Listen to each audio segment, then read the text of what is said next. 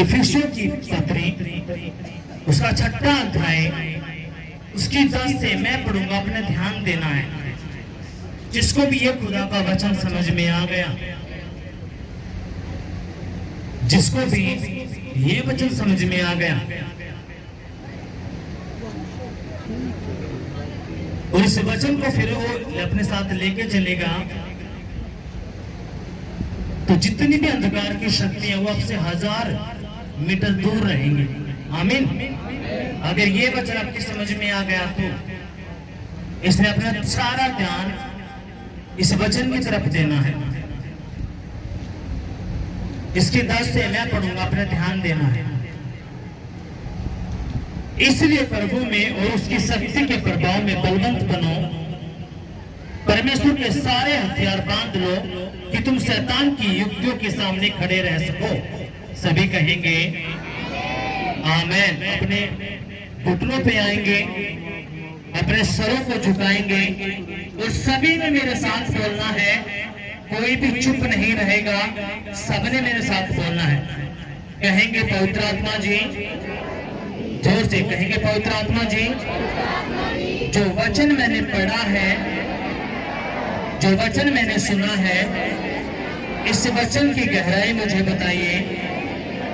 तेरा ये वचन मेरी हड्डियों में जाए, मेरी नसों में जाए, मेरे खून में जाए, मेरी आत्मा में जाए और 100 गुना फल लेके आए। कोई भी अंधकार की शक्ति तेरे इस वचन को जो मैं सुनने वाला हूँ ना चुराने पाए।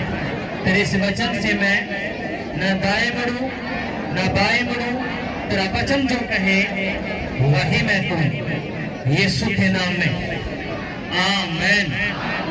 हालेलुया। अपने दोनों हाथों को उठाएंगे, दोनों हाथों को उठाओ और हिलाओ और कहेंगे पवित्र पिता, मैं आपको धन्यवाद करता हूँ क्योंकि मैं अच्छे से जान चुका हूँ तेरा वचन ही है जो मुझे आजाद करता है, छुटकारा देता है। और तेरे उसी वचन को सुनने के लिए, हाँ पवित्र आत्मा जी, तेरे उसी वचन को सुनने के लिए मैं तेरे भवन में आया हूँ, तेरे चरणों में आया हूँ, क्योंकि मैं जान चुका हूँ अगर तेरा वचन मेरी जिंदगी में है, तेरा वचन मेरी बुद्धि में है, तो मुझे आशीष मिलेगी, छुटकारा मिलेगा। और वो चीज जो मैं चाहता हूँ वो हो सकती है तेरे वचन के द्वारा ही। और पिता, तेरे इसी वचन को सुनने के लिए मैं तेरे भवन में आया हूँ, यीशु के नाम में amen. Hallelujah, hallelujah, hallelujah. Yeshu Masih की जय। अब अपने ध्यान इस वचन की तरफ लगाना है। हमने पढ़ा, इसलिए प्रभु में और उसकी शक्ति के प्रभाव में बलवंत बनो। किसमें बलवंत बनो? किसमें बलवंत बनो? प्रभु में, उसकी शक्ति में बलवंत बनो। और बलवंत कैसे बना जाता है? आपने देखा होगा जिम, कोई भी व्यक्ति जब जिम के अंदर जाता है, वो प्रैक्टिस करता है, तो 15 दिन के बाद, 20 दिन के बाद, 1 महीने के बाद, 2 महीने के बाद जो उसकी मसल्स हैं वो बनना शुरू हो जाती हैं। आगे नहीं, कितनों समझ में ये बात आई? अगर कोई भी भाई बहन जो वो जिम के अंदर जाता है, जो प्रैक्टिस करता है, तो उसके डोले सोले जो भी है, उसकी मसल्स वो तैयार होती है, उसके अंदर क्या आता है? जान उसके शरीर में बनती है। हाँ कि नहीं? आवाज नहीं आई? ऐसा है कि नहीं? अब यहाँ पे खुदा कहता है अगर तुम्हें बलवंत बनना है तो क्या करना पड़ेगा? अब यहाँ पे जो लिखा है, इसलिए प्रभु में और उसकी शक्ति के प्रभाव में बलवंत बनो। अब बलवंत कैसा बना जाता है, अब वो अपने ध्यान देना है। बलवंत बनने के परमेश्वर में 4 कारण हैं। आप 4 चीज से ही परमेश्वर में बलवंत बन सकते हो। वो क्या है? जब आप प्रार्थना करते हो तो आप बलवंत बनते हो। हालेलुया। जब आप उपवास करते हो तो क्या होते हो? बलवंत बनते हो। जब आप खुदा का वचन पढ़ते हो तो आप बलवंत बनते हो। कितनों को समझ में ये बात आई? और जब आप खुदा के भवन में आते हो तभी भी आप क्या करते हो? बलवंत बनते हो। जब आप ये 4 काम करते हो तो शैतान की आप अपने दुश्मनों के बारे में खुदा आपको सारा सब कुछ बताना शुरू करता है, लेकिन शैतान आपको इन्हीं में फंसा के रखता है, आपसे 4 ही काम नहीं होने देता। ये 4 काम आपसे वो नहीं होने देगा, उसका चाहे कुछ भी हो जाए। लेकिन जो भाई बहन 4 कामों को करना सीख जाता है उसको शुरू में लगेगा कि मेरे जिंदगी में कुछ काम ही नहीं हो रहा, लेकिन सब कुछ परमेश्वर उसकी जिंदगी में तैयार करने के लिए वो जा रहा है। हालेलुया, यीशु मसीह की जय। अब सुनो मेरी बात ध्यान से। जो भी शख्स ये 4 काम करता है, प्रार्थना, उपवास, वचन, प्रभु का भवन, जब वो करना शुरू करता है उसको 1 महीना, 2 महीना, 3 महीना उसको लगेगा। अब यहाँ पे आपने गवाहियां सुनी कि नहीं सुनी? उन्होंने अभिषेक का तेल डाला पंखे के अंदर, पंखा चलने लगा। ये 2 गवाहियां हमने सुनी कि नहीं सुनी? आवाज नहीं आई, आपकी आवाज नहीं आई। आपने सुना ना? जो परमेश्वर का मसा किया और तेल पंखों को जो बंद हो चुके हैं उनको चला सकता है, तो वो परमेश्वर का मसा कुछ भी कर सकता है। लेकिन परमेश्वर आपके दिल को, आपके मन को चेक करता है। प्रभु देखता कि ये मेरा बेटा, मेरी बेटी किस मनसा से मेरे भवन में आया है, किस मनसा से ये उपवास करता है, किस मनसा से ये वचन को पढ़ता है, क्या ये बोझ किससे पढ़ता है, ये जानने के लिए पढ़ता। हाँ प्रभु, मैं तुझे जानना चाहता हूँ, उसमें बढ़ना चाहता हूँ। इसलिए आपने करना क्या है? अगर आप बलवंत बनना चाहते हो परमेश्वर में तो अपने 4 काम करने हैं, तभी आप उसकी शक्ति में, उसके प्रभाव में बलवंत बन पाओगे। अब आगे हमने क्या पढ़ा? अब हमने आगे पढ़ा परमेश्वर के सारे हथियार बांध लो कि तुम शैतान की युक्तों के सामने खड़ा रह सको। अब इसका मतलब क्या है? अगर आपके पास परमेश्वर के हथियार नहीं है तो शैतान आपको खत्म कर देगा। कितना को समझ में बात आई? अगर आपके पास परमेश्वर के हथियार नहीं है तो शैतान क्या करेगा? जब उसकी युक्तियां आएंगी, उसके प्लान आएंगे, वो आपको ढेर कर देंगे। आप उसके आगे ठहरे नहीं पाएंगे। अपना बैलेंस चाहे आपके लाखों करोड़ रुपए क्यों ना हो, अगर खुदा का हथियार आपके पास नहीं है तो आपके सारे पैसे, आपके हंसता खेलता परिवार ऐसा चौपट हो जाएगा, आपको पता भी नहीं चलेगा। कितनों समझ में ये बात आई? ये जिंदा खुदा का कलाम है। कितनी सारी गवाहियां मैंने सुनी है प्रभु के दास, सब कुछ अच्छे से चला हुआ था, लेकिन पता नहीं क्या हुआ, हमारा खेलता खालता परिवार टूट गया, लड़ाइयां होने लगी, नशे में चले गए। अब वो कैसे चले गए? तो परमेश्वर के पास ही नहीं। अगर परमेश्वर के पास है तो उसके हथियार नहीं। कितने को समझ में ये बात आई? अब सुनो मेरी बात ध्यान से। अगर आपका बेटा आर्मी में लगता है, जितने भी आर्मी के जवान हैं जो वो सीमा के ऊपर जाते हैं, तो जो सरकार होती है उनको खाली नहीं भेजते, उनको तैयारी के साथ बॉर्डर पे भेजते हैं। ये खाली भेजते हैं। आवाज नहीं आई। गर्मी किसको लग रही है? किसको लग रही है गर्मी? 3 हफ्ते पहले आपको बताया ये गर्मी कुछ भी नहीं है, लेकिन वो नरक की आग बहुत भयंकर है। तो इसलिए आपकी आवाज आनी चाहिए मुझे, ताकि मुझे भी वचन बताने में आपको मजा आए। हालेलुया। अगर आप चुपचाप बैठे रहोगे तो कुछ भी नहीं।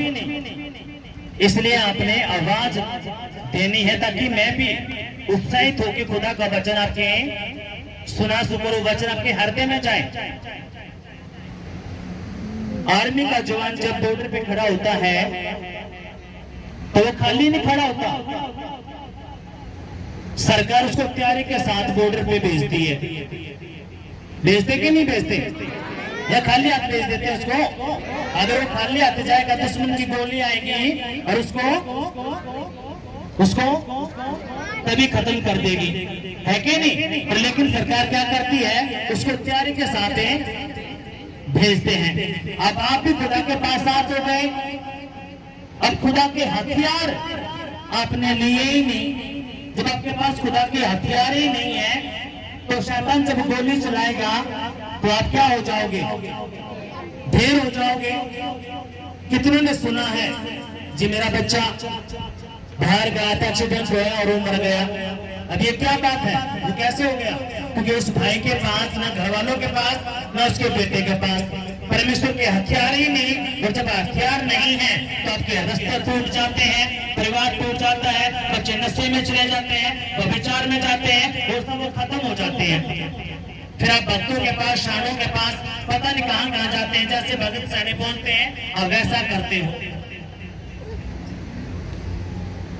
आपका खेल का खाल अच्छा चला और बिजनेस तभी तुरंत, क्योंकि शैतान गोली चलाता है, शैतान अटैक करता है और आपका सारा जो लाखों का बिजनेस था वो जीरो हो जाता है। क्यों? क्योंकि आपके पास हथियार नहीं। इसलिए अब करना क्या है, हमने वचन क्या पढ़ा, इसलिए तुम क्या करो, प्रभु में और उसकी शक्ति में क्या करो, बलवंत हो जाओ और परमेश्वर के सारे हथियार बांध लो, ताकि शैतान की जितनी युक्तियां हैं, प्लान है, तुम उसका सामना कर सको।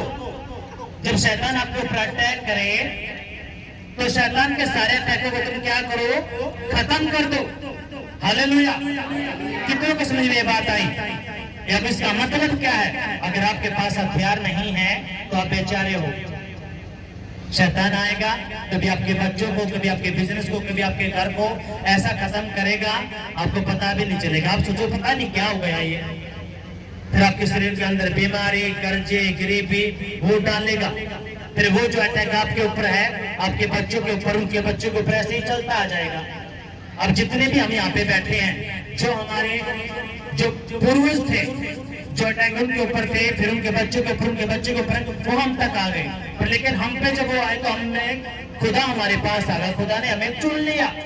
अब खुदा ने हमें चुन को लिया, परमेश्वर ने हम पे दया की और प्रभु ने हम पे दया की, अपने पास बुला लिया। अब खुदा ने अपने पास तो बुला लिया, अब परमेश्वर ने कुछ हथियार बताए। अगर वो हथियार आपके पास नहीं है तो आप फंसने वाले हो। कितने लोग परमेश्वर का हथियार लेना चाहते हैं? हाथ उठाओ। अभी भी हाथ नहीं उठ रहे। देखो, उनको पता ही नहीं, अगर बिना परमेश्वर के हथियार के आप कुछ नहीं कर सकते। हाथ हिलाओ और कहेंगे, पिताजी मुझे तेरे हथियार चाहिए। प्रभु यीशु मसीह, अगर तेरे हथियार मेरे पास हैं तो प्रभु यीशु मसीह तभी मैं सामना कर पाऊंगा अपने दुश्मनों का। और प्रभु यीशु मसीह में विश्वास करता हूँ, आज मैं तेरे सारे हथियारों से भर के जाऊंगा और शैतान का मैं खुल्लम खुला तमाशा बनाऊंगा यीशु के नाम में। आमीन। Hallelujah, hallelujah. यीशु मसीह की 6। अब अपने ध्यान देना है। अब ये जो हथियार है, अब हम आगे बढ़ेंगे, क्योंकि हमारा ये मल युद्ध लहू और मांस से नहीं, परंतु प्रधानों से और अधिकारियों से और इस संसार के अंधकार के हाकिमों से और उस दुष्टता की आत्मिक सेनाओं से है जो आकाश में है। अब यहाँ पे कुछ रैंक यहाँ पे परमेश्वर ने बताए। जैसे रैंक होते हैं ना, आर्मी के अंदर, पुलिस के अंदर एक कांस्टेबल हो गया, फिर हवलदार हो गया, फिर sub inspector, DSP, SP, IG, DIG, ऐसी ही रैंक है इनके अंदर। इनके अंदर अंधकार की शक्तियों के अंदर। अब यहाँ पे हमने क्या पढ़ा, क्योंकि हमारा ये मल युद्ध लहू और मांस से नहीं, परंतु प्रधानों से। गांव के अंदर आप प्रधान को देखते होंगे, देखते हो ना, और शहर के अंदर एक वार्ड होता है, उसका एक मेयर होता है कि नहीं? कितनों को समझ में ये बात आई? अब यहाँ पे क्या लिखा हुआ है, हमारा जो ये युद्ध है, हमारा ये मल युद्ध लहू और मांस से नहीं, परंतु प्रधान से और अधिकारियों से। अधिकारी कौन से? जो बड़े बड़े अधिकारी होते हैं, बड़े बड़े अधिकारी जो होते हैं, बड़े बड़े अधिकारियों से और इस संसार के अंधकार के हाकिमों से और उस दुष्टता की आत्मिक सेनाओं से हैं जो आकाश में रहती हैं। किसमें रहती हैं? आकाश में। अब यहाँ पे जो रैंक है, यहाँ पे जो पहला रैंक किसका बताया? प्रधानों का। जैसे गांव के अंदर एक प्रधान होता है, वैसे ही गांव के ऊपर एक दुष्ट आत्मा छोड़ दिया जाता है, बड़े और एक ऊंचे लेवल का, ताकि वो पूरे गांव के ऊपर क्या करे? नियंत्रण रखे। कौन से मोहल्ले में, कौन से पाने में कौन सी दुष्ट आत्मा भेजनी है। अगर किसी पाने के अंदर नशा है, लड़ाई झगड़ा होता है, चोरियां होती हैं, तो आपने समझ लेना है उस प्रधान के जो अंधकार की शक्तियां हैं, उन्होंने क्या कर दिया? उन्होंने वहां पे अपने दुष्ट की सेना भेज दी है। किधर को समझ में ये बात आई? इसलिए आपने समझना है, प्रधानों, अधिकारियों, हाकिमों और आत्मिक सेनाएं जो कहां पे हैं? आकाश में। अभी ये जो आपको दिखने की नहीं, अब यहाँ पे कितने आपने गवाहियां सुनी? कम से कम 3-4 गवाहियां थी जो बहनों ने दी। आपको सपने में डरती थी और सपने उनके साथ क्या होता था? बाबू 4 और उनके पीछे कोई लगता था, उनको डर लगता था। अब ये क्या है? जब इंसान सोता है तो मरा बरोबर है कि नहीं? आवाज नहीं आई? जब आप सोते हो तो आपका शरीर तो सो रहा है, लेकिन आपकी आत्मा जो है उसको सब कुछ पता है। लेकिन आपकी आत्मा के साथ शैतान क्या करता है? आपके प्राण के साथ, आपकी आत्मा के साथ और प्राण के साथ क्या करता है? वो छेड़छाड़ करता है। और आप सोचते कि तो मैं सपना देख रहा हूँ, पर लेकिन वो हकीकत होता है। कितने उसमें ये बात आई। अब खुदा ने ये बात बताई कि ये जो एक रैंक है, इन रैंकों के साथ तुम्हारे क्या है? लड़ाई, थारा युद्ध है इनके साथ, इन अंधकार की शक्तियों के साथ। जो प्रधान है, अधिकारी है, हाकिम है। अब सुनो,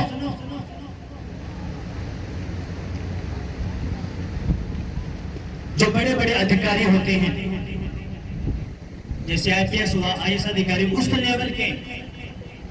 लेवल के बात कर रहे हैं। यहाँ पे कोई छोटा वक्त वो नहीं है। जो बड़ी बड़ी रैंकों के जो अधिकारी हैं, किसमें? अंधकार की शक्तियों में। और मैंने आपको कई हफ्ते पहले बताया, आपकी जिंदगी तो शायद 70 साल की है, लेकिन वो अंधकार की शक्तियां हजारों साल से हैं। वो आपकी रग रग से वाकिफ है। वो जानते हैं हमने इंसानों को कहाँ गिराना है, कैसे इंसान को हमने बेवकूफ बनाना है, व्यभिचार में लेके जाना है, नशे में लेके जाना है, इनके ऊपर कैसे अटैक करना है, कैसे इनके घर को तोड़ देना है, उनको पता है। इसलिए खुदा ने क्या कहा? तुम्हें मुझ में क्या करना है? बलवंत बनना है। तुम्हें मेरी शक्ति में, मेरे प्रभाव में बलवंत होना है, और तुमने सारे हथियार मेरे बांध लेने हैं। अब यीशु मसीह हथियार बांधने के लिए क्यों कहता है? प्रभु कहता था कि तुम ये जो प्रधान है, अधिकारी है, हाकिम है, तुम इसका सामना कर सको। हालेलुया। कितनों के बात समझ में आई? अगर आया तो जोरदार तालियां बजाएंगे, जोर से हालेलुया, हालेलुया। अगर आपको अपने दुश्मन के बारे में नहीं पता तो आप क्या करोगे? आपका जो दुश्मन है वो आपकी रग रग से वाकिफ है, लेकिन आप बताए नहीं। इसलिए देखो, सुनो, शैतान क्या करता है? जब बच्चा छोटा होता है ना, तभी वो काम करना उसकी जिंदगी में शुरू कर देता है, बच्चेपन में ही। और इसने उसने क्या कहा? तू अपने बच्चों की ताड़ना करे ताकि तू उसको नरक में ना लेके जाए। अगर तू उसकी ताड़ना नहीं करेगा तो वो नरक में जाना है, पर लेकिन तू अगर तू उसकी ताड़ना करेगा, तो उसको समझाएगा और मेरा वचन बताएगा, तो तू उसको स्वर्ग में लेकर चला जाएगा। लेकिन हम करते क्या हैं? अपने बच्चों से इतना प्यार करते हैं, परमेश्वर का वचन तो सोवे, पर वो नाराज हो कुछ भी, लेकिन बच्चा नाराज नहीं होना चाहिए। फिर वही बच्चा आपके सर के ऊपर बैठ के तांडव करता है, फिर आपकी नहीं मानते वचन नशे करता है, लड़ाइयां करता है, झगड़ा करता है, आपको परेशान करता है। इसलिए खुदा भी क्या कहता है? इतनी बार आपको बताया गया, अपने खाने पीने का लाड रखो, अपने खाने पीने का, पहनने का, उठने का, इन सारी चीजों का आप सब कुछ करो। लेकिन जब खुदा के वचन की बारी आती है, क्योंकि खुदा आपसे हिसाब लेगा, क्योंकि ये जो हथियार है बच्चे तो समझ ही नहीं पाएंगे। इन हथियारों के बारे में, खुदा के वचन के बारे में आप ही तो समझ पाओगे, जो बच्चा वो तो नहीं समझेगा। 2 साल का, 3 साल का, 10 साल का बच्चा तो नहीं समझने का, लेकिन जो यहाँ पे माँ बाप बैठे हैं, भाई बहन बैठे हैं, वो तो समझेंगे इन बातों को। हाँ कि नहीं? अब क्या जिम्मेवारी बनती है? अब जैसे आप इन हथियारों के बारे में समझोगे तो अपने अपने बच्चों को चेक करना है। क्यों? अंधकार की शक्तियों का इस्तेमाल करने को पता है कि जो माँ बाप है इनकी जान किसमें सकती है? बच्चों के अंदर। तो इसलिए तू क्या कर, बच्चों को पकड़ के रख, बच्चों को तू व्यभिचार में डाल, नशे में डाल, इनको अटैक कर, ताकि ये परेशान रहे। जब ये परेशान रहेंगे, इनका मन टूटेगा, विश्वास टूटेगा, तो ये भवन को भी नहीं जाएंगे। कितने को समझ में ये बात आई? अगर आए तो जोरदार तालियां बजाएंगे। अब खुदा कहता क्या है? खुदा ने कहा इसलिए परमेश्वर के सारे हथियार बांध लो। कौन से हथियार बांध लो? सारे हथियार बांध लो, ताकि जब शैतान तुम पे अटैक करे, वो योजनाएं बना के लेके आए, तो तुम उसका सामना कर सको, तुम हारो ना। हालेलुया, यीशु मसीह की जय। कितनी बहनों यहाँ पे गवाही दी, जब वो खुदा के भवन में आते थे सब कुछ ठीक, लेकिन जैसे ही इस भवन से हटे, अब इससे भवन से किसने हटाया? वो अपने आप से तो हटे नहीं, क्योंकि जो जीवित कलीसिया होती हैं, शैतान इसका विरोधी होता है। जितनी भी जीवित कलीसिया हैं वो 8-8 9 घंटे चलते, पता है आपको? पता है? जितनी भी जीवित कलीसिया होती हैं वो 7-7 8-8 घंटे चलती हैं। कितने को पता इस बात का? जितनी भी जिंदा कलीसिया होती हैं कितने घंटे चलती हैं? 7-7 8-8 9 घंटे। क्योंकि उनको पता है हम किसी इंसान से मिलने के लिए नहीं, हम जिंदा खुदा किससे मिलने के लिए आते हैं। अगर परमेश्वर के लिए हमारे पास टाइम नहीं है तो जिंदा खुदा हमारे लिए क्या करेगा? हालेलुया। इसलिए आपने समझना इन बातों को। उन्होंने क्या सोचा, अबे चलो ये तो ज्यादा लंबी चर्च है, तो हम यहाँ पे ना जाके, हम जहाँ पे 2 घंटे लंबी चर्च है वहां पे जाते हैं। अब शैतान ने क्या किया? अब अगर वो हथियार होते परमेश्वर के तो समझ में आता, वो हथियार है ही नहीं, तो इसलिए शैतान ने बेवकूफ बनाया। वो किसका इस्तेमाल किया? बच्चों का। अगर ये बात आपके समझ में आ गई तो मैं सच बता रहा हूँ, ये जो वचन आपकी समझ में, बुद्धि में गया, जो आपके पीढ़ियों के श्राप हैं, जो आपके पीढ़ियों के श्राप हैं, जो दादा परदादा से आए हुए हैं, वो सारे श्राप मैं नहीं, आप ही तोड़ोगे यीशु मसीह के नाम में। आमीन। अगर वो गरीबी का श्राप है तो आप तोड़ने के लिए जा रहे हो। व्यभिचार का श्राप है तो आप तोड़ने के लिए जा रहे हो। बीमारी का श्राप है तो आप तोड़ने के लिए जा रहे हो। अगर गरीबी का श्राप है तो आप आज तोड़ दोगे यीशु के नाम में, आप तोड़ दोगे यीशु के नाम में। आमीन, हालेलुया, यीशु मसीह की जय। लेकिन आपके पास हथियार है, इनका आप कैसे तोड़ोगे? आप कैसे उस बीमारी के श्राप को, जादू के श्राप को, व्यभिचार के श्राप को, गरीबी के श्राप को कैसे तोड़ोगे जब आपके पास हथियार नहीं है? तो हालेलुया। अब खुदा ने क्या कहा? खुदा ने कहा तेरा ये युद्ध किसी इंसान के साथ नहीं है। ये अंधकार की जो शक्तियां हैं, जो आकाश में है, जो अधिकारी हैं, जो प्रधानताएं हैं, जो हाकिम है, उनके साथ तेरा युद्ध है। और ये तुझे दिखने का नहीं। कितने को दुष्ट आत्माएं दिखती हैं? दिखती हैं। वो सपने पे आपको अटैक करती है। वैसे जब आप सोते, जब आपका शरीर सोया हुआ होता है तब वो आपका फायदा उठाती है। क्यों? उनको पता है, अगर इनको कुछ भी नहीं पता, इनके पास प्रभु तो आ गया, लेकिन प्रभु आने के बाद भी इनके पास हथियार नहीं है। इनके पास क्या नहीं है? हथियार नहीं है। तो ये जब इनके पास हथियार नहीं है तो ये एक ऐसा सैनिक है जिनके पास कुछ नहीं। हालेलुया। इसलिए आपने करना क्या है? आपने आज हथियारों को बांधना है। अब वो हथियार क्या है? अपने उन हथियारों के ऊपर ध्यान देना है। यहाँ तक कितनों को समझ में आया? हाँ तो कितनों को समझ में आया यहाँ तक? अगर आया है तो जोरदार तालियां बजाएंगे। जोरदार जोरदार जोरदार। हालेलुया, यीशु मसीह की जय। अब आगे खुदा क्या कहता है? आपने ध्यान देना इस बात की तरफ।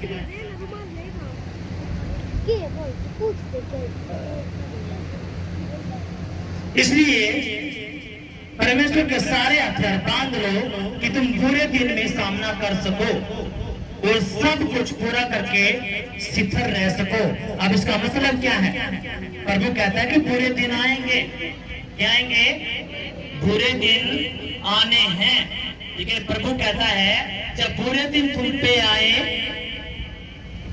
जो मेरे हथियार तुम्हारे पास है वो हथियार क्या करेंगे? तुम्हें शिथिल करेंगे। हालेलुया। अब क्या है? बुरे दिन तो आने हैं। प्रभु ने यहाँ पे बोल दिया, खुदा ने क्या कहा? बुरे दिन आएंगे, लेकिन जो मेरे हथियार अगर तुम्हारे पास हैं तो तुम क्या करोगे? तुम उन हथियार के द्वारा शैतान की सारी युक्तियों को खंडित कर दोगे। हालेलुया। यीशु मसीह की जय। अब खुदा कहता क्या है? खुदा ने कहा इसलिए सत्ता से अपनी कमर कसकर, अब खुदा ने हथियार बताने शुरू कर दिए। यहाँ पे खुदा ने कहा जो पहला मेरा हथियार है वो कौन सा हथियार है? अब अपने ध्यान देना है। सुनो, जो पहला हथियार है जो मैंने बताया है वो पहले हथियार मैंने आपको बता दिए। आप जो प्रार्थना करते हो ये हथियार है, पता आपको उस बात का? प्रार्थना क्या है? एक हथियार। कैसे हथियार है? जब यीशु मसीह उसके चेले, जब यीशु मसीह क्रूस पे चढ़ाया जाने वाला था, प्रभु को पता था कि मैं क्रूस पे चढ़ाऊंगा और मेरा चढ़ाने वाला कौन है? मेरा ही चेला है जो मुझे पकड़वाएगा। पर लेकिन यीशु मसीह अपने चेलों को कहां पे लेके गया? एक बाग के अंदर, जो गत्समनी का जो बाग था। यीशु ने कहा तुम यहाँ पे प्रार्थना करो और मैं भी आगे जाके प्रार्थना करता हूँ। जब यीशु मसीह प्रार्थना करके आया अपने चेलों के पास, तो चेले क्या कर रहे थे? वो सो रहे थे। अब यीशु ने क्या किया? उनको फटकार लगाई, क्या तुम थोड़ी देर भी नहीं जाग सके? और यीशु ने क्या कहा?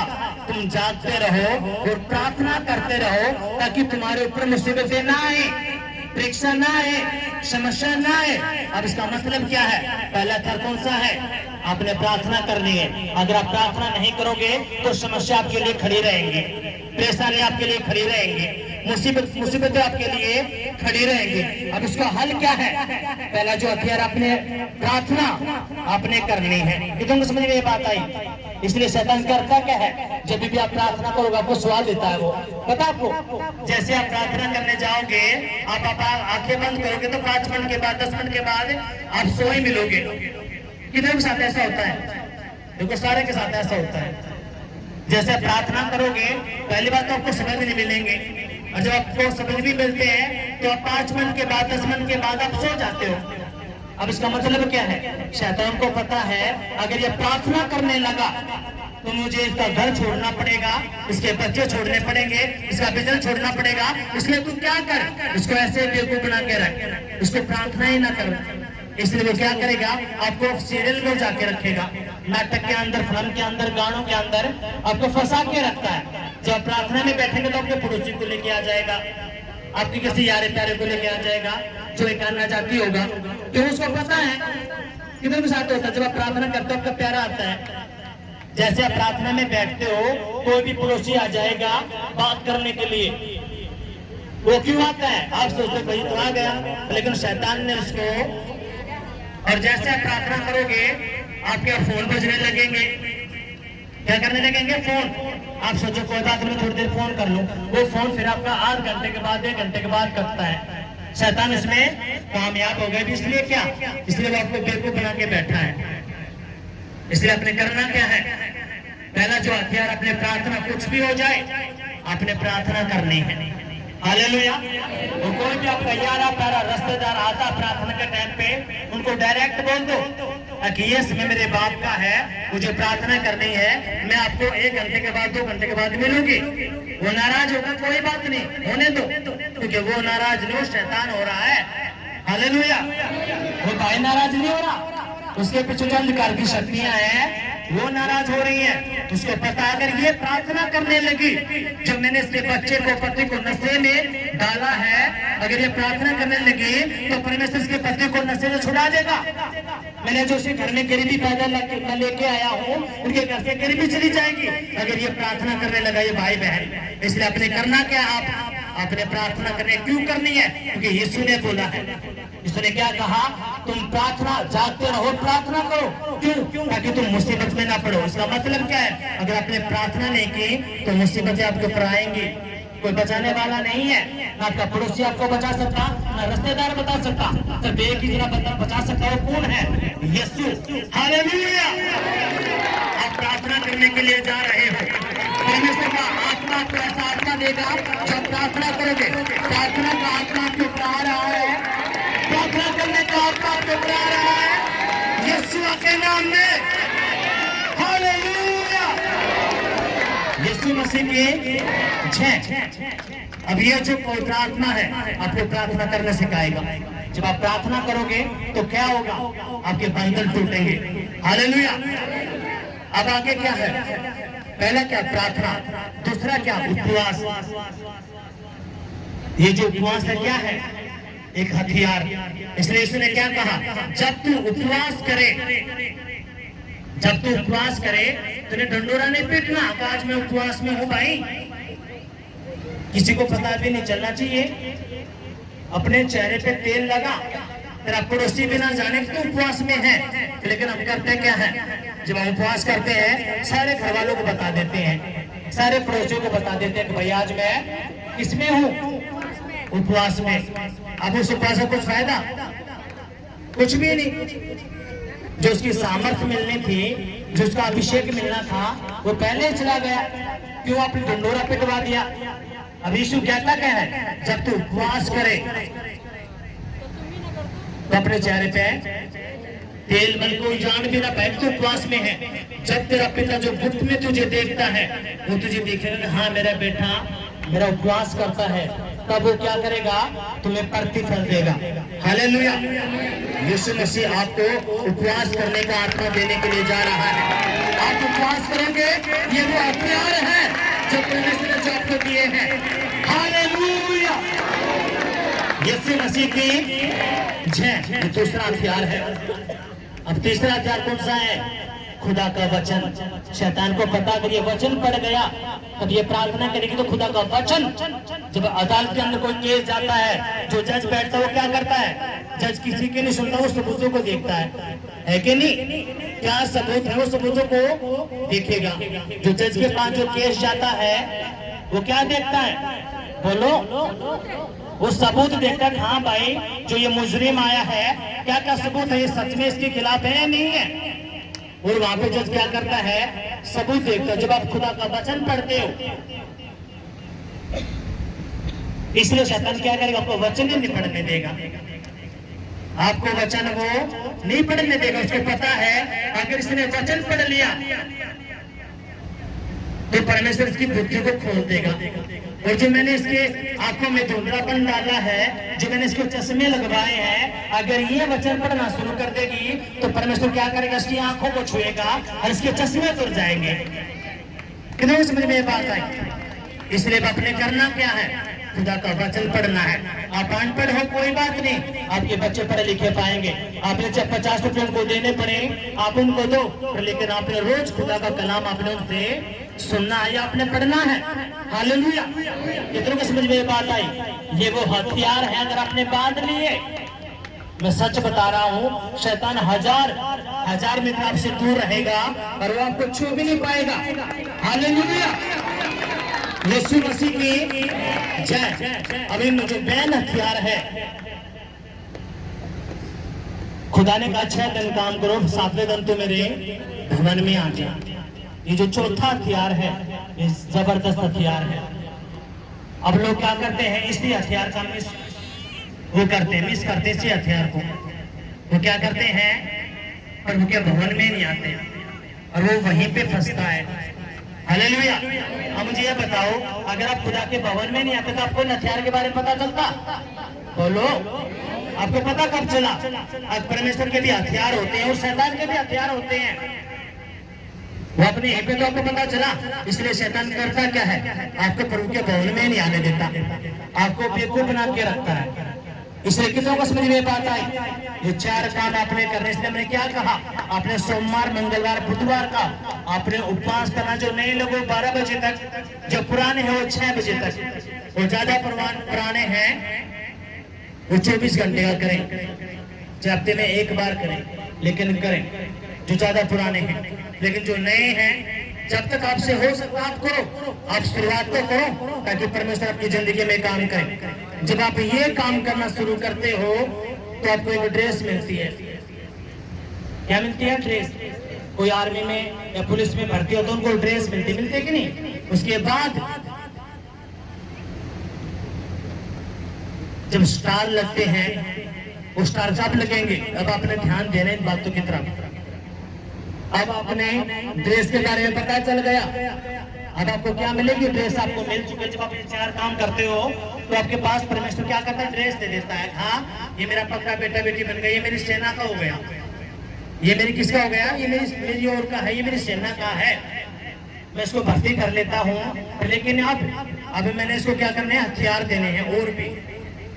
हालेलुया, यीशु मसीह की जय। अब खुदा क्या कहता है?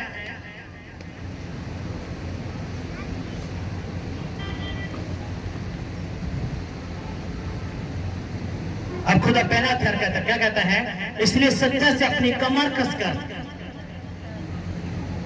अब हथियार, क्योंकि आपको ड्रेस मिल चुकी है, आप भर्ती हो चुके हो परमेश्वर की सेना में, इधर भी यहाँ पे समझ में आया।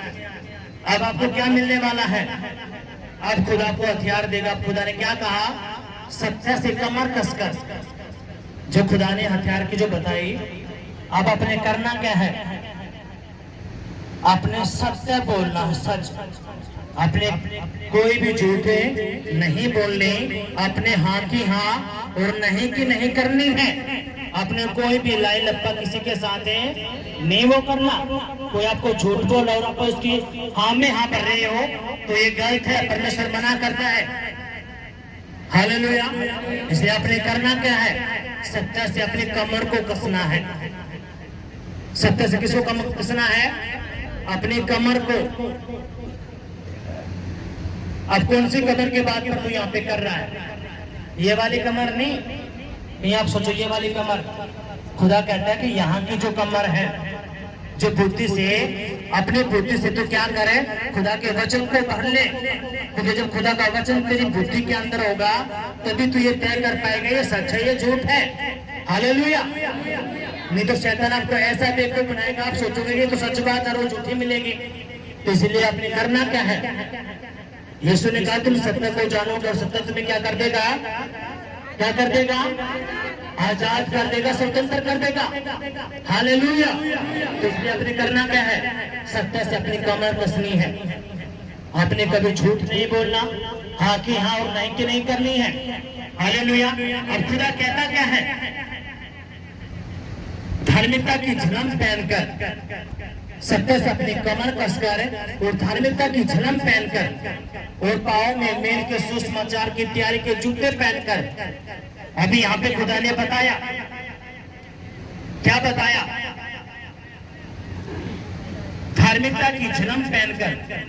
यीशु मसीह धर्म बदलने नहीं, धार्मिकता स्थापित करने के लिए आया कि नहीं? अब मेरी बात ध्यान से सुनो। एक बात मुझे आपको बतानी है।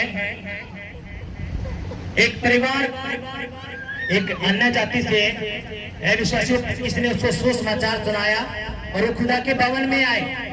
जब खुदा के भवन में आए तो उन्होंने बताया परमेश्वर के दास मैं नशा करता हूँ, मैं सल्फा गांजा दारू ये सारे मैं नशे करता हूँ और जो भी कमाता हूँ मेरा सब कुछ ऐसे ऐसे ले जाता है। उसकी पत्नी ने बताया प्रभु के दास रोज लड़ाई होती है, झगड़े होते हैं। अरे सच बता तुम्हारे खाने के लिए भी कुछ नहीं है प्रभु के दास। हमें किसी ने सुसमाचार सुनाया, हम सुसमाचार सुन के ही हम यहाँ पे आए हैं। फिर उनको खुदा का वचन उनको बताया, प्रार्थना की, परमेश्वर ने उनकी जिंदगी में काम करना शुरू किए। कितनों के पास समझ में आया? जो पति नशा करता था, सल्फा गांजा डोडे, ये जितना भी नशा करता था, लड़ाई झगड़ा रहता था, परमेश्वर ने 2 हफ्ते 3 हफ्ते 4 हफ्ते यानी कि 2-3 महीने के अंदर सब कुछ चेंज कर दिया। सारे पड़ोसियों की आंख खुल गई। यार इनके घर में तो रोज झगड़ा होता था, इनका पति लड़ाई करता झगड़ा करता था, अब ऐसा क्या हो गया इनके जीवन में? जब खाने के भी लाले पड़े हुए थे, अब जो भी वो काम करता वो नशा ना करके घर में देता, जो भी घर में किसी चीज की कमी होती वो चीज लेके आता। परमेश्वर ने जो काम बनाने शुरू किए। अब यहाँ पे क्या हुआ, पड़ोसी खड़े हो गए, रिश्तेदार खिलाफ हो गए, खानदान के लोग खिलाफ हो गए। अब तूने तो धर्म बदल लिया, तूने जरूर पैसे मिले होंगे, बता सच सच तूने कितने लाख रुपए मिले हैं, क्योंकि तूने धर्म बदला है। कितने समझ में ये बात आई? और उसने कहा मैंने कोई धर्म नहीं बदला, मैंने तो प्रभु पे विश्वास किया है। तुम जानते हो कि मैंने तो नशा करके मैं तो गालों में रोडों पे पड़ा रहता था, और मैं प्रभु में जाने लगा तो प्रभु ने मेरी जिंदगी सुधार दी, तो तुम्हें लगता कि मैंने धर्म बदल लिया। अब ये मैं बात क्यों, जब उस भाई ने मुझे बात बताई है, अब प्रभु के दास ऐसे ऐसे मेरे साथ हो रहा, तो मैंने उसको बताया सच बताना, जब तेरे घर में तंगी थी, परेशानी थी, कोई आपका पड़ोसी, रिश्तेदार या कोई भी गांव का लोग किसी ने आके कहा कि भाई 5,000 रुपये पकड़े तो अपने घर का काम चला।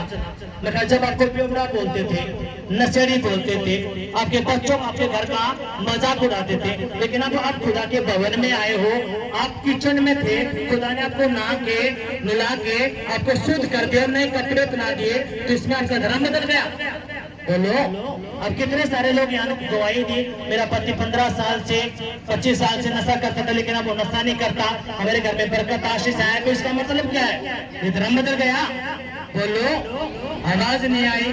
और जब उस भाई को बताया बात क्या करना चाहते हो, अपने रिश्तेदारों को खुश करना है, पड़ोसियों को खुश करना है, खानदान के लोगों को खुश करना है, तो आप छोड़ जाओ प्रभु को, कोई दिक्कत नहीं, लेकिन जो परमेश्वर की आशीष आपके पास आई है वो चली जाएगी। तो उस भाई ने क्या कहा, वो जबरदस्त भाई ने बात बोली, क्या कही, कुछ भी हो जाए प्रभु के दास, मुझे वो तंगी, वो गरीबी, वो बीमारी मुझे याद है, जब मेरे बच्चे भूखे सोते थे, मैं अपनी पत्नी को मारता था, कूटता था, कोई भी छुड़ाने के लिए नहीं आता था, और सब मेरा मजाक उड़ाते थे। लेकिन जब से मैं प्रभु के भवन में आया हूँ, परमेश्वर ने मेरी जिंदगी बदल दी। जो मैं 25 साल का नशा करता था, मेरे घर में लड़ाई झगड़ा था, प्रभु ने दूर कर दिया। अब मैं कैसे उस परमेश्वर को छोड़ दूं? अब दुनिया से मुझे ये कहे तूने धर्म बदल लिया, वो कहते तो कहे हाँ मैंने बदल लिया। ऐसा परमेश्वर को मैं मानूंगा जो मेरी जिंदगी बदल देगा। Hallelujah, hallelujah. और उसने कहा चाहे मेरे रिश्तेदार कुछ कहे, मेरे पड़ोसी कुछ कहे, मेरे खानदान के लोग कुछ कहे, मुझे किसी से भी कुछ लेना देना नहीं। वो नाराज होकर तो हो, मुझे मेरा बाप चाहिए, मुझे मेरा परमेश्वर चाहिए, मैंने अपने खुदा के वचन पे ही चलना है। अब इसका मतलब क्या?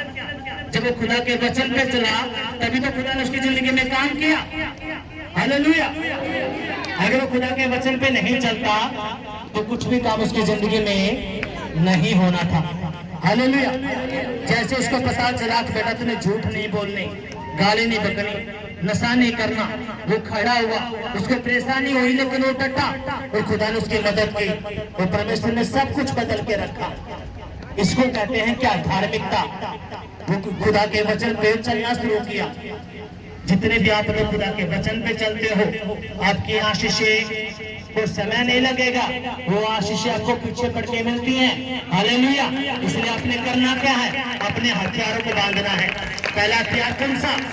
प्रार्थना, उपवास, वचन, ये 4 हथियार अलग बताए। जो अगला हथियार बताया किसका? सत्य का। अपने सत्य से कमर कसनी है, यानी कि हाँ की हाँ, नहीं की नहीं। अपने कोई भी लाई लपे नहीं लगाना। खुदा को जो वचन कहता है अपने उसी पे ही ध्यान देना है। और खुदा क्या कहता है? धार्मिकता की झलम। धार्मिकता की झलम का मतलब क्या? जो खुदा का वचन कहता है, ना तुझसे दाएं मुड़ना ना बाएं मुड़ना, जो प्रभु का वचन कहता है तुझे वही करना है। हालेलुया। यहीं पे शैतान आपको बेवकूफ बना के रखता है।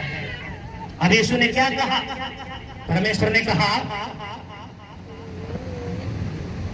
पाँव में मेल के सुसमाचार की तैयारी के जूते पहनकर, सुसमाचार। अब सुनो मेरी बात ध्यान से। किसी भाई बहन ने उस भाई को जो नशा करता था सुसमाचार सुनाया। उनके घर में 5 लोग, 5 परिवारों का घर में 5-6 लोग थे उनके घर में। बच्चों को मिला के। अगर कोई बहन उनको सुसमाचार नहीं सुनाती, यीशु के बारे में नहीं बताती, तो वो परिवार बचना था। मुझे बताओ, वो परिवार बचना था, वो नहीं बच सकता था। इसलिए यीशु ने क्या कहा? सुसमाचार, यहाँ पे क्या लिखा हुआ है? पांव में मेल के सुसमाचार की तैयारी के जूते पहनकर। इसलिए जो लोग सुसमाचार नहीं सुनाते, अपने घरों में रहते हैं, वो किसी को नहीं बताते, तो वो हथियार फिर उनकी जिंदगी में काम नहीं करता। क्योंकि परमेश्वर देखता है कि ये जो भाई बहन है, ये अपने अपने देश से मत है, ये अपना अपना ही भला चाहता है, जो किसी को भला नहीं चाहता। इसलिए इनकी जिंदगी में कोई काम मैंने नहीं करना। इसलिए बात करना क्या है? अपने सुसमाचार सुनाना है। कहाँ पे सुनाना है? अपने पड़ोस में, अपने रिश्तेदारों में, अपने खानदान के लोगों में। हालेलुया। आवाज नहीं आई। अब इसका मतलब क्या है? इसलिए आपने समझना है। पहला वचन क्या? सत्य से अपनी कमर। दूसरा, धार्मिकता की झलक। तीसरा, जो हथियार, वो क्या? सुसमाचार सुनाना है।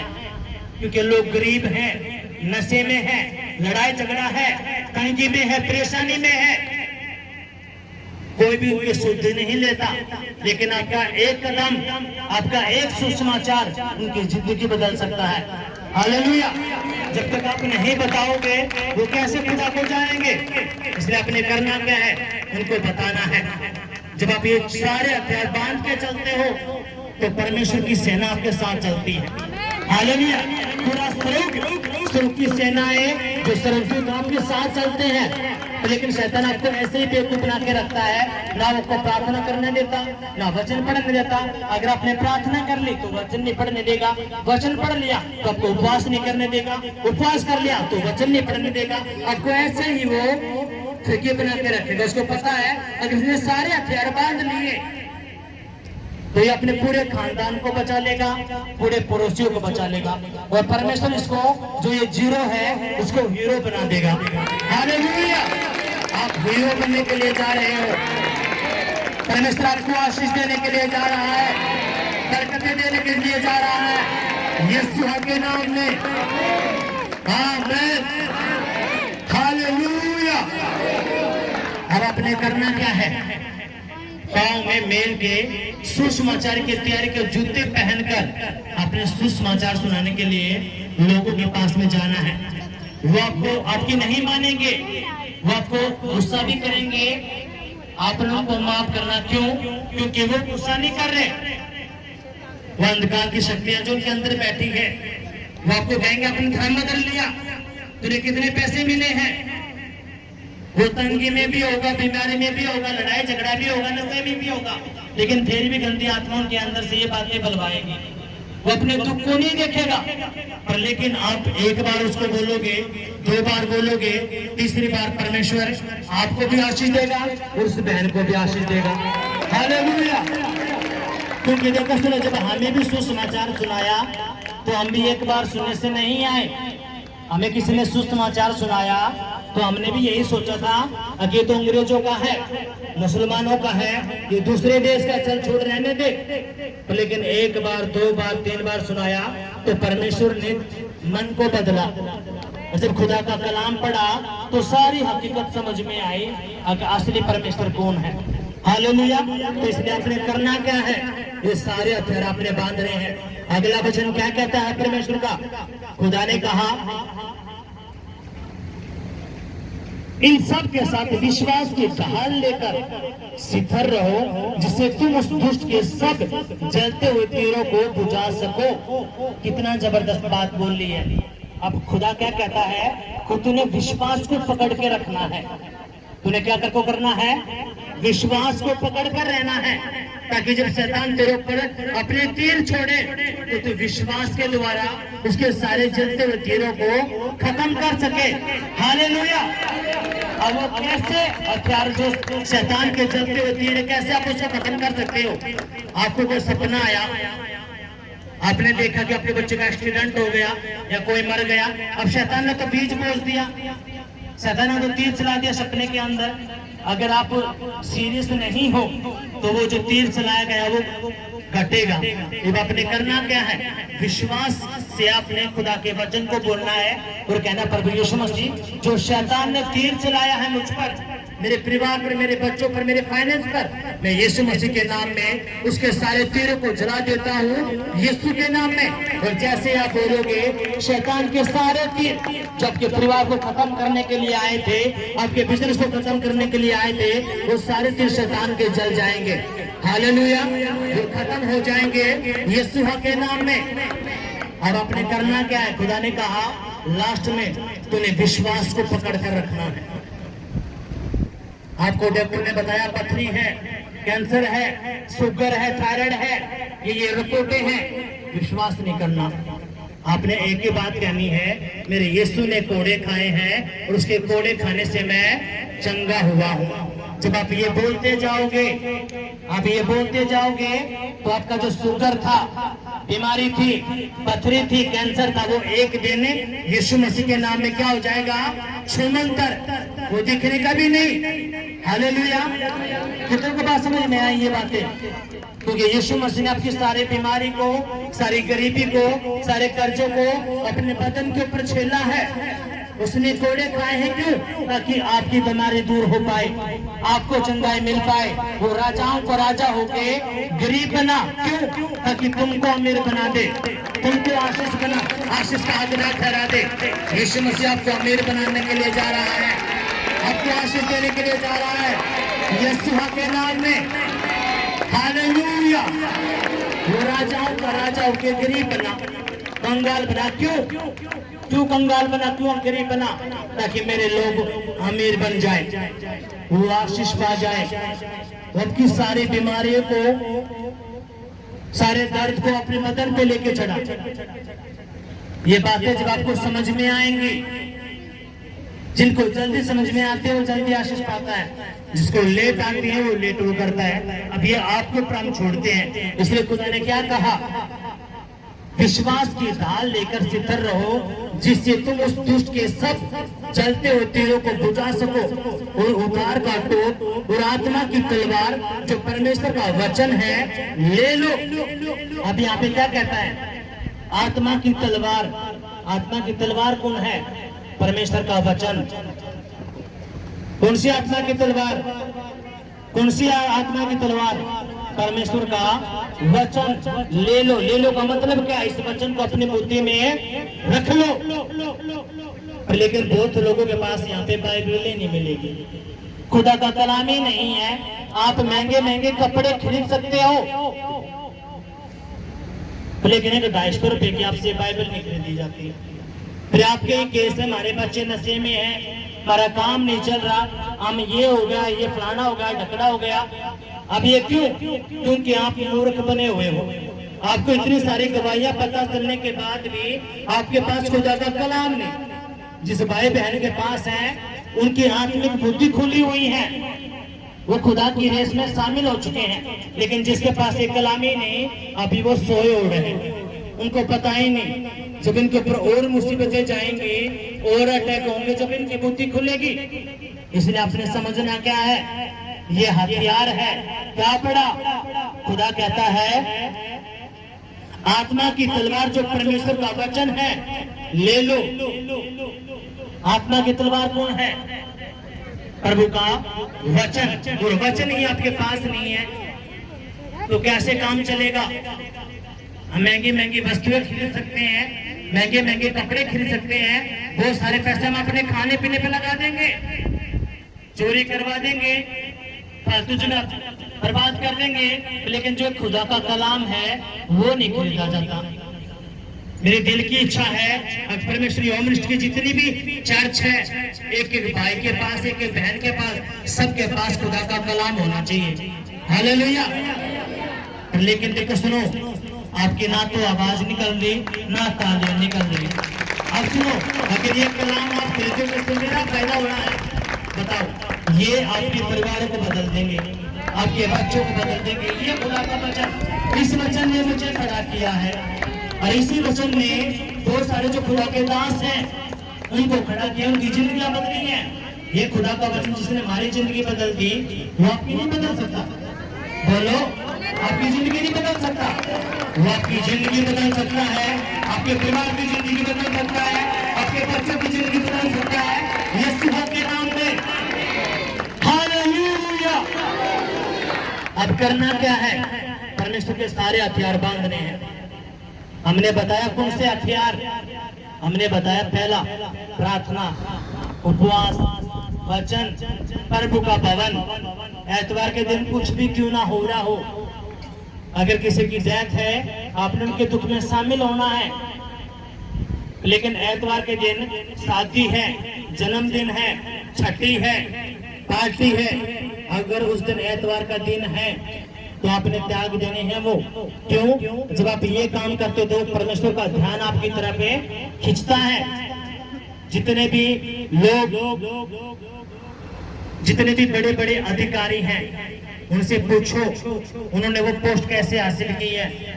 उन्होंने दिन रात एक की है, सारी शादियां खत्म वो करी हैं, दूर सारी पार्टियां से वो वंचित रहे हैं उस समय के लिए। इसलिए आपने भी क्या करना है? खुदा के ध्यान को खींचना अपनी तरफ। लेकिन आप करते क्या हो? शादी होगी मंगलवार को, आप शनिवार को चले जाओगे, हाँ कि नहीं? शादी होगी कब? मंगलवार को। सपोज करो शादी है 20 तारीख की, आप चले जाओगे 15 तारीख को ही, और उस 15 के बीच में आता है एतवार भी, है कि नहीं? अब ये क्यों हो रहा? क्योंकि आपको पता ही नहीं, आपकी आत्मिक बुद्धि शैतान ने बंद कर रखी है। फिर इसलिए आपके घर में ना तो आपकी पत्नी मानती, ना आपके बच्चे मानते, ना आपका पति मानता, और ऐसे ही लड़ाई झगड़ा चलते रहते हैं। फिर क्यों? आपकी बुद्धि तो शैतान ने बंद करके रखी है। हालेलुया। जितनी ये बातें आपकी समझ में आ गई, मैं सच बता रहा हूँ, लोग आपके पैर धो धो के पिएंगे, लोग आपके पैर धो धो के पिएंगे और आपका धन्यवाद करेंगे। अपने परमेश्वर का धन्यवाद करते हुए वो भाई हमें मिला, वो बहन हमें मिली जिसने खुदा का वचन सुनाया। जिसने भी आपको खुदा का वचन सुनाया, क्या आप उसका धन्यवाद नहीं करते? बोलो। जिसने भी आपको खुदा का वचन सुनाया है, आप कुछ भी खुदा आपको जब याद दिलाते हो आप उसको धन्यवाद नहीं करते? आपको धन्यवाद हो प्रभु उसका, उस बहन का, भाई का, जिसने तेरे बारे में हमें बताया।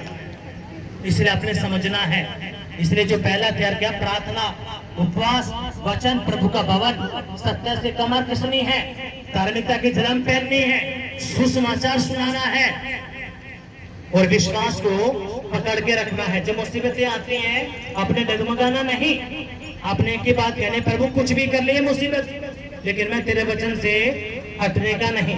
अब खुदा क्या कहता है? उतार का टोप और पवित्र आत्मा का वचन जो तलवार है उसे ले लो। हालेलुया। आगे खुदा ने क्या कहा? खुदा ने कहा हर समय हर प्रकार से आत्मा में प्रार्थना और विनती करते रहो, इसलिए जागते रहो कि सब पवित्र लोगों के लिए लगातार विनती किया करो। अब यहाँ पे भी क्या लिखा है? जागते रहो। जागने का मतलब क्या है? यानी कि तुम प्रार्थना पास वचन में बने रहो ताकि परमेश्वर तुम्हें आशीष दे, शैतान तुमसे कोसों दूर रहे। हालेलुया। आज ये सारे हथियार अपने बांधने हैं। कौन लोगों ने हथियारों से बंधेगा? कितने लोग इन हथियारों से बंधना चाहते हैं? जोर से तालियां बजाएंगे, जोर से, जोर से।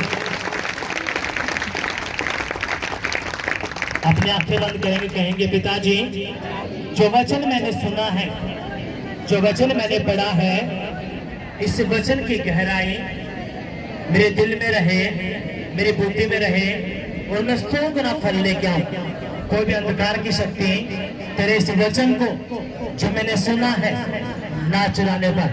पवित्र आत्मा जी, मैं तेरे वचन से ना दाएं मुड़ूं ना बाएं मुड़ूं, तेरा वचन जो कहे वही मैं कहूं, यीशु के नाम में, आमीन।